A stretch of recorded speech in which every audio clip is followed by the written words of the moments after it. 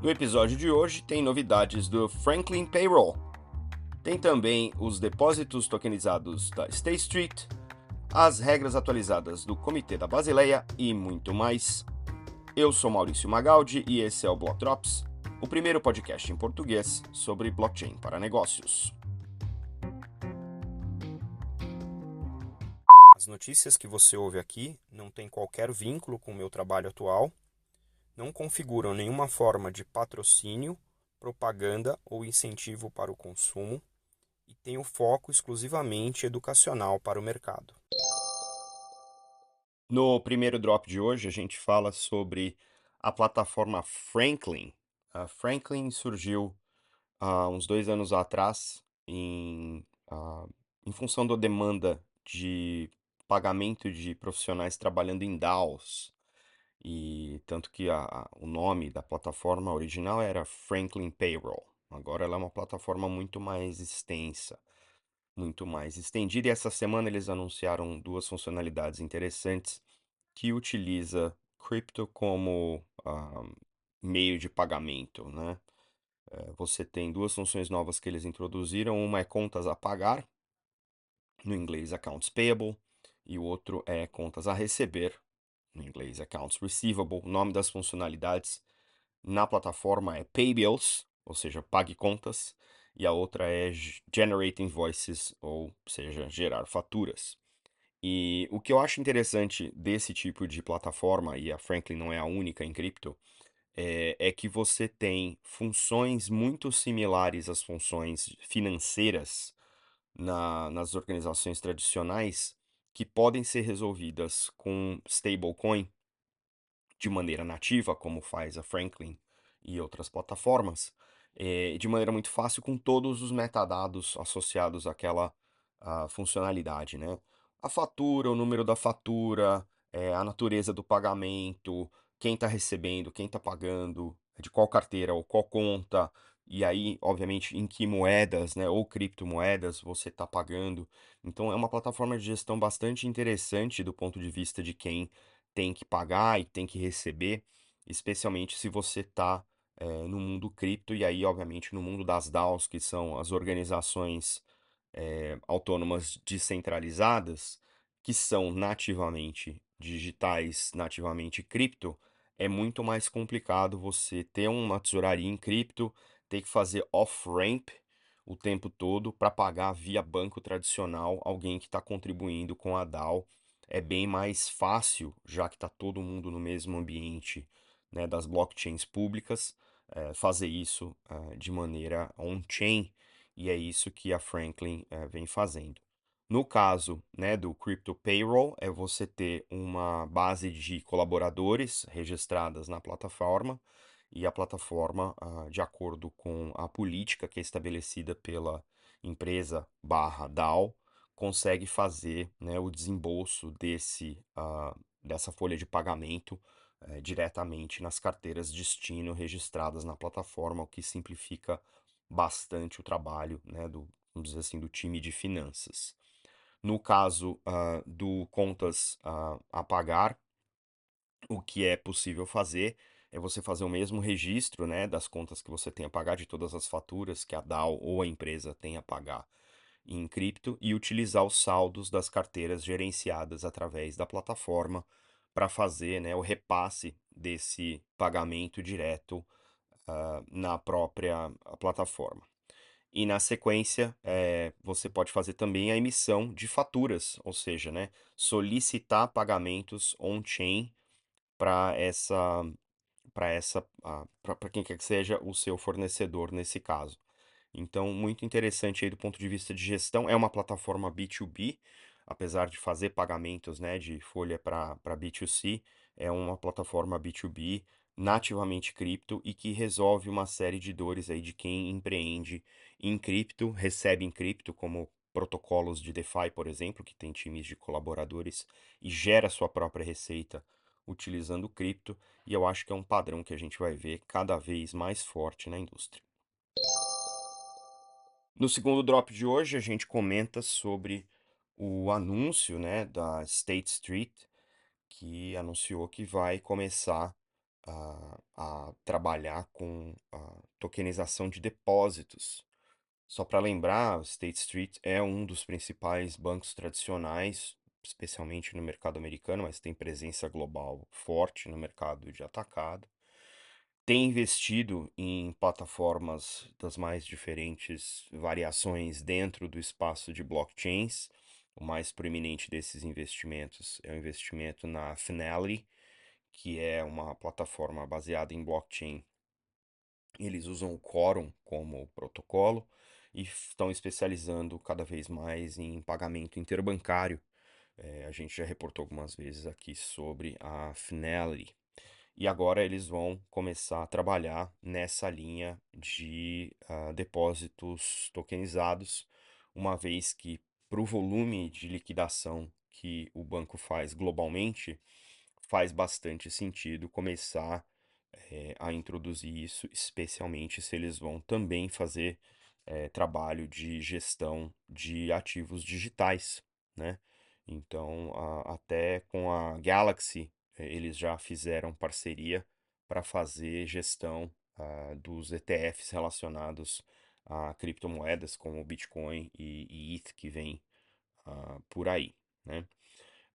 Esse tipo de ativo, como a gente já falou aqui, uma vez tokenizado, né? Uma vez tokenizado, vai necessitar de liquidez. Não existe motivo nenhum para você só tokenizar um ativo e deixar ele lá registrado na blockchain como se fosse um cartório descentralizado.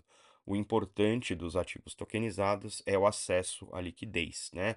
É a programabilidade, sim, é também a capacidade de ser fracionado também, mas mais importantemente é você conseguir resolver as eficiências necessárias para esse tipo de gestão direto na blockchain. E para isso a contraparte de liquidez é bastante importante e depósitos tokenizados tem sido um perfil, talvez não favorito, mas favorecido pelos players mais regulados, e isso não é diferente aí com o State Street, que já vem fazendo esse tipo de trabalho e tem entre os seus concorrentes ou seus pares na indústria, né, outros agentes fazendo isso, como a gente já reportou aqui também, Wisdom Tree, Franklin Templeton e outros, né, BlackRock, etc.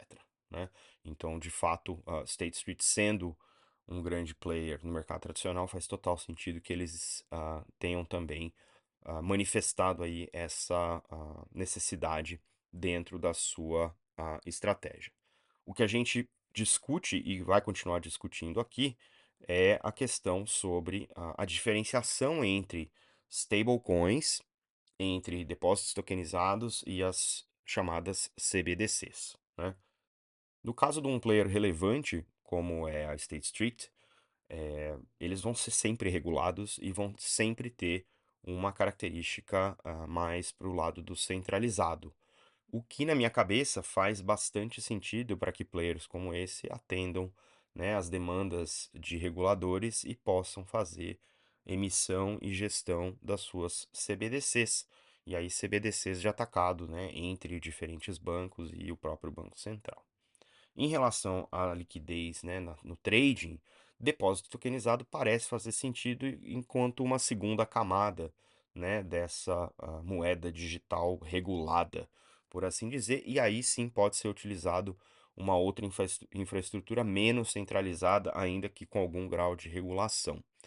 Eu acho mais complicado bancos como o State Street e outros da mesma estirpe acessarem stablecoins de maneira direta, e eu espero estar enganado em relação a isso, porque eu acho que aí começa a exercer uma certa pressão do lado do regulador, e eu acho que esse é um bom gancho para a próxima nota no próximo drop. No terceiro drop, a gente meio que continua falando de questões regulatórias para finanças tradicionais entrando em blockchain. E essa semana, o Comitê da Basileia, para quem não sabe, o Comitê da Basileia é um dos principais comitês globais de gestão de risco, e eles têm vários comitês lá. E esse de supervisão bancária publicou atualizações para gestão de criptoativos, quando você é um banco e tem que entrar em compliance, né? Então, isso aqui serve para bancos e serve também para reguladores. E nessa manifestação, nessa atualização mais recente, o comitê deixou claro que não acredita que os bancos tenham condições de gerenciar os riscos apresentados por blockchains públicas.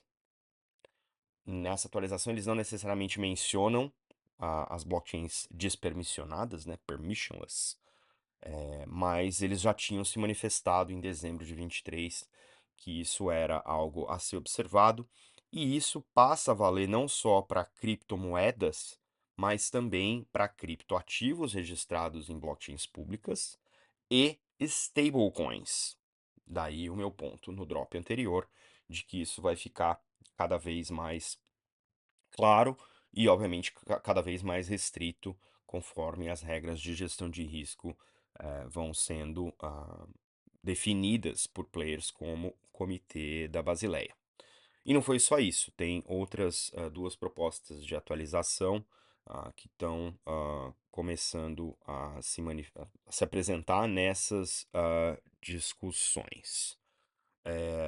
Uma delas é que as reservas de stablecoin precisam estar afastadas do emissor e do custodiante das stablecoins, né? Então, aí uma separação de funções.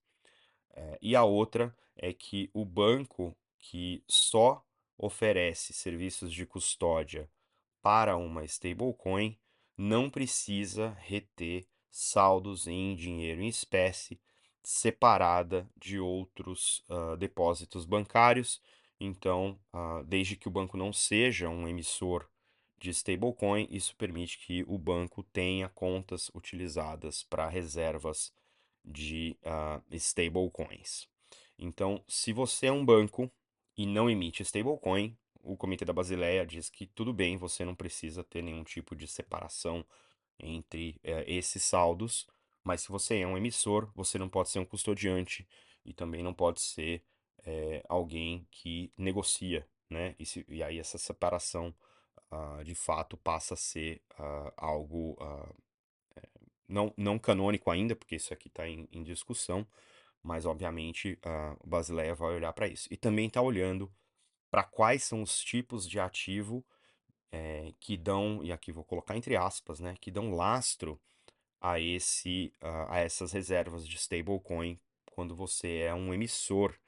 Isso afeta emissores como Circle, que tem USDC, e Tether, que tem USDT. Então precisam ter categorias de ativos líquidos em determinada porcentagem de acordo com o seu volume de emissão. Enfim, tem muito mais coisa nessa atualização da Basileia, né, das recomendações, mas o destaque aí foi essa questão em relação a manter stablecoins ou criptoativos, todos eles na categoria de mais risco, o que significa mais consumo de capital por parte dos bancos.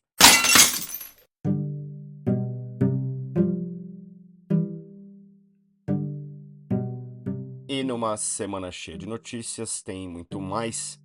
A Visa e a Wirex estenderam sua parceria para auxiliar o uso de cripto através de cartão de crédito. A Caliza levantou 45,7 milhões de reais para impulsionar pagamentos internacionais no Brasil. O Atlantic Council atualizou o seu mapa de regulação de criptomoedas dentro do seu centro de geoeconomia. A Bitso escolheu a Lightspark para habilitar as transações de Bitcoin através da rede Lightning Network. A Núclea anunciou a sua plataforma para tokenização de recebíveis e vai lançá-la em setembro. A Lumix lançou um programa de aceleração para a América Latina chamado LATAM Acceleration Fund. A Casa Depositi e Prestiti, que é uma instituição financeira na Itália, lançou com sucesso o seu primeiro título digital na blockchain, que é o primeiro desse tipo na Itália. A Polygon, a Accenture e o Google Cloud lançaram um novo relatório focado em Web3 para programas de fidelidade. E o Standard Chartered, a Animoca e a Hong Kong Telecom estão explorando conjuntamente a emissão de stablecoins no mercado regulado.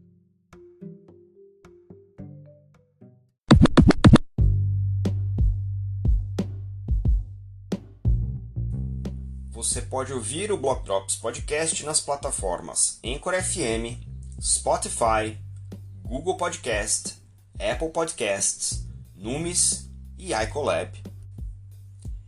Entre em contato conosco através do Instagram, Block Drops Podcast, no Twitter, Block Drops Pod e por e-mail, blockdropspodcast@gmail.com.